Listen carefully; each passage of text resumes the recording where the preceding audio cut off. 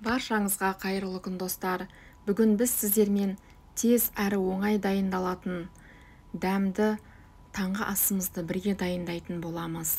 Ең алдымен менің каналыма тіркеліп, қоңыраушаны басып қойыңыздар. Менің каналымнан ерекше қарапайым рецептерді көре аласыздар. Ең алдымен мен керек заттарымды дайындап алатын боламын. Яғни жарты нан, қызанақ 2-3 осындай көкпияз, сүт, сыр және жұмыртқа қажет болады. Және бізге дәмдеуіштер қажет болады. Ең алдымен осындай жарты нанымды майда көбіктерге бөліп аламыз. Яғни бірнеше бөліктерге бөліп алатын боламыз.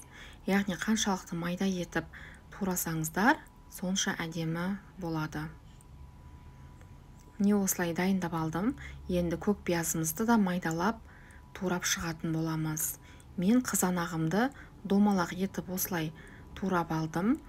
Қызанақты, яғни черри қызанағы болса, одан да әдемі керемет түс беретін болады. Енді көкпиязымыздың үстінен 4 жұмыртқамды жарып алып, оның үстінен 50 мг сүтімді құйып алдым. Және жарты шай қасық тұз, жарты шай қасықтай қарабұрыш салдым.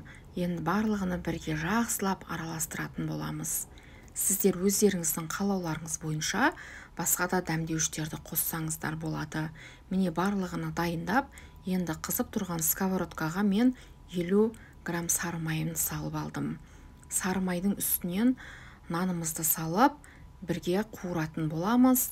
Сонда сары майымыз нандарымыздың арасына сіңіп ерекше дәм беретін болады.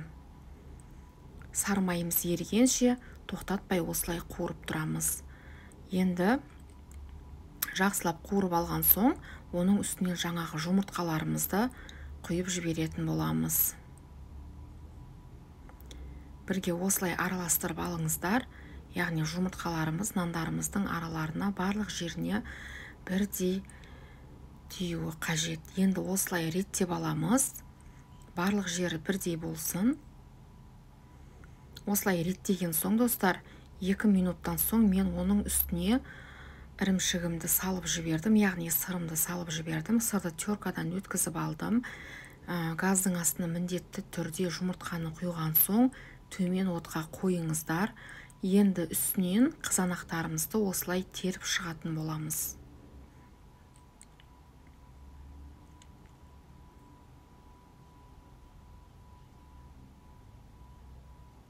Ең алдымен қызанақтарды салып, одан соң оның үстінен ірімшіктерді салсаңыздар да болады. Міне біздің таңғы асымыз дайын болды. Өте ерекше дәмді болып шығады достар. Міндетті түрде дәл осы рецептпен жасап көріңіздер. Менің видео рецептім ұнаған болса, лайк басып кетуді ұмытпаңыздар. Ас болсын.